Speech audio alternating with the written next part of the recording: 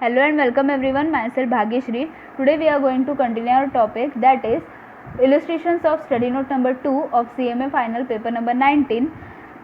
Today we will solve illustration number 5. So auto parts manufacturing company showed a profit for the year ended 2017 and 18 as 35,46,700. During the course of cost audit the following transactions were noticed. सो इधर हम लोग को जो भी finance का profit दिया हुआ है दैट इज़ 35,46,700 वो दिया हुआ है फाइनेंस का प्रॉफिट. उसके बाद कुछ डिफरेंसेस दिए हुए हैं, तो लास्ट में हम लोग को फाइंड आउट करना है. C work out the profit as per cost records. So हम लोग को इधर कॉस्ट रिकॉर्ड्स के अनुसार जो भी प्रॉफिट है वो फाइंड आउट करना है. सो इधर हम लोग को रिकन्सिलेशन स्टेटमेंट बनाना पड़ेगा. सो इधर हम लोग ने रिकन्सिलेशन स्टेटमेंट का फॉर्मेट बनाया है.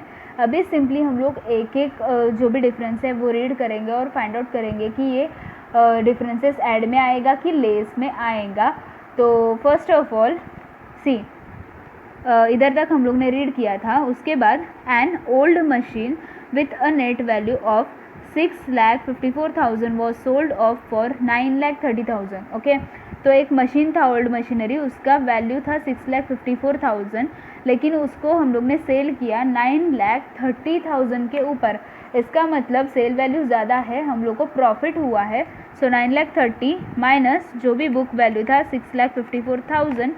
सो हम लोग को प्रॉफिट हुआ 2,76,000 का. तो अभी फॉर्मेट में हम लोग ने क्या किया, फर्स्ट ऑफ ऑल फाइनेंस का जो भी प्रॉफिट है वो लिखे रखा है, that is 35,46,700 profit as per financial records लिख के रखा है हम लोग ने.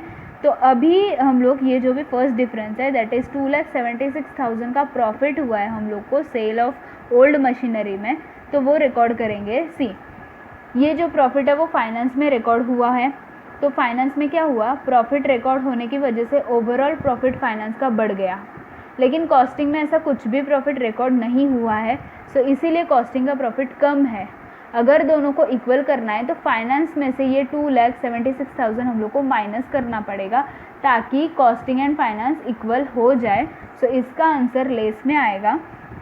सी less profit on sale of asset that is 2,76,000. Okay, तो ये फर्स्ट फिगर आ गया लेस में.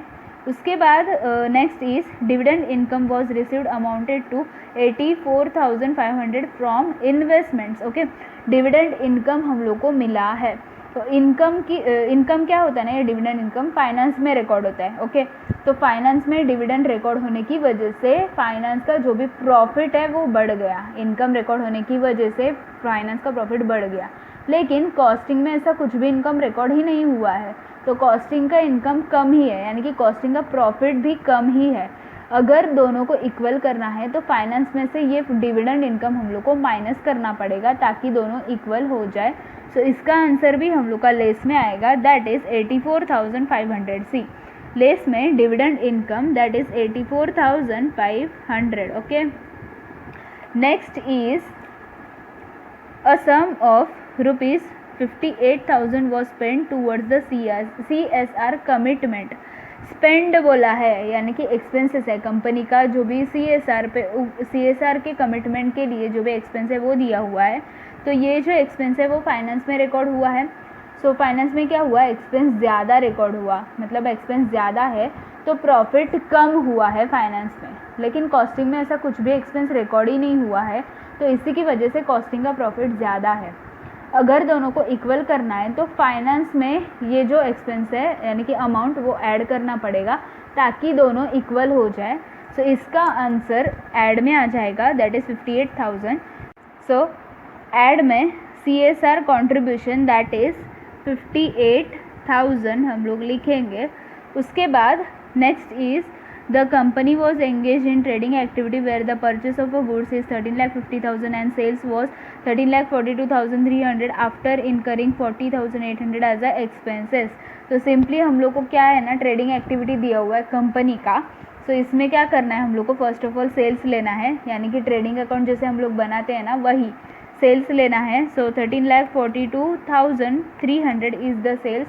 उसमें से माइनस करना है परचेज का कॉस्ट दैट इज़ 13,50,000 और माइनस करना है एक्सपेंसेस जो भी हुआ है, एक्सपेंडिचर जो भी हुआ है दैट इज़ 40,800 एक्सपेंसेस हुआ है, सो वो भी हम लोग माइनस करेंगे तो हम लोग को आंसर आ जाएगा 48,500, लेकिन वो माइनस में है यानी कि हम लोग को लॉस हुआ है, कंपनी को लॉस हुआ है। सो ट्रेडिंग लॉस हुआ है कंपनी को, सो ट्रेडिंग लॉस है तो लॉस की वजह से क्या होता है, कंपनी का ओवरऑल प्रॉफिट है ना वो कम होता है। सो फाइनेंस में क्या हुआ, ये ट्रेडिंग लॉस की वजह से ओवरऑल प्रॉफिट कम हो गया, लेकिन कॉस्टिंग में ऐसा कुछ भी लॉस रिकॉर्ड नहीं हुआ है क्योंकि ये ट्रेडिंग रिलेटेड एक्टिविटी था।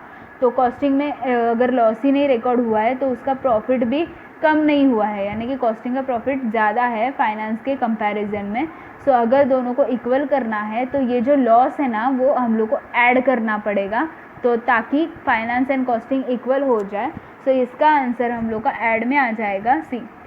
ऐड में ट्रेडिंग लॉस 48,500। ओके, तो इधर हम लोग का 4 तक कंप्लीट हुआ है। अभी 5th, some renovation work was carried out at a cost 7,75,000 and its useful life was only for 5 years। Okay, तो रिनोवेशन वर्क था वो 7,75,000 का कंपनी ने किया, 7,75,000 का किया, लेकिन उसका जो भी वैल्यू है मतलब यूज़फुल लाइफ है वो 5 years है। ओके, तो डिवाइड बाय 5 करेंगे तो 1,55,000 फॉर पर ईयर, मतलब फर्स्ट ईयर में 1,55,000, सेकेंड में 1,55,000, ऐसे 1,55,000 ऐसे हम लोग का टोटल 1 2 3 4 5 ईयर्स में मिलेगा उसका बेनिफिट।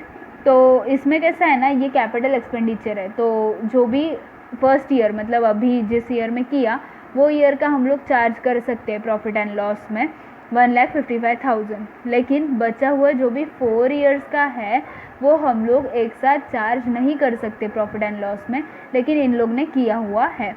तो ये केस में फर्स्ट ऑफ ऑल हम लोग को अमाउंट फाइंड आउट करना है। सी 7,55,000 is the total amount, divided by अगर 5 करोगे तो पर ईयर का आ जाएगा। सो पर ईयर का 1,55,000 है, 5 years में से एक ईयर का हम लोग को रिकॉर्ड करना ही था तो वो करेक्ट है, लेकिन बचा हुआ जो भी 4 years का है वो हम लोग को इधर नहीं रिकॉर्ड करना चाहिए था। सो मल्टीप्लाइड बाय 4 करेंगे, सो 6,20,000 अमाउंट आ जाएगा। ये जो 6,20,000 का कैपिटल एक्सपेंडिचर है वो हम लोग ने प्रॉफिट एंड लॉस को चार्ज किया है तो वो रॉन्ग है।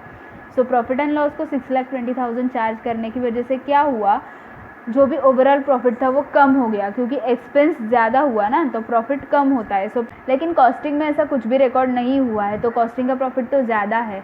अगर इन दोनों को इक्वल करना है तो फाइनेंस में हम लोग को 6,20,000 ऐड करना पड़ेगा ताकि दोनों इक्वल हो जाए। सो इसका आंसर ऐड में आ जाएगा C. 4/5 of renovation expenses amortized that is 6,20,000। 4/5 यानी कि वही हम लोग ने जैसे कैलकुलेट किया वही, that is 7,75,000 multiplied by 4 divide by 5 करोगे तो भी 6,20,000 ही आ जाएगा। इसका मतलब है 5 years में से 4 years का एक्सपेंस हम लोग को इधर चार्ज करना है यानी कि रिकॉर्ड करना है। सो इसीलिए 4/5 बोला है क्योंकि 1 year का हम लोग ने रिकॉर्ड किया है वो सही है, लेकिन नेक्स्ट 4 years का हम लोग नहीं रिकॉर्ड करेंगे, सो इसीलिए 4/5 बोला है। सो इधर हम लोग का 5 तक कंसिडर हो चुका है। अभी last one is the closing inventory of a raw material was under valued 29,600 and that of the finish goods was over valued 65,400 in the financial records. इसका मतलब जो भी closing inventory of raw material है वो under value हो चुका है।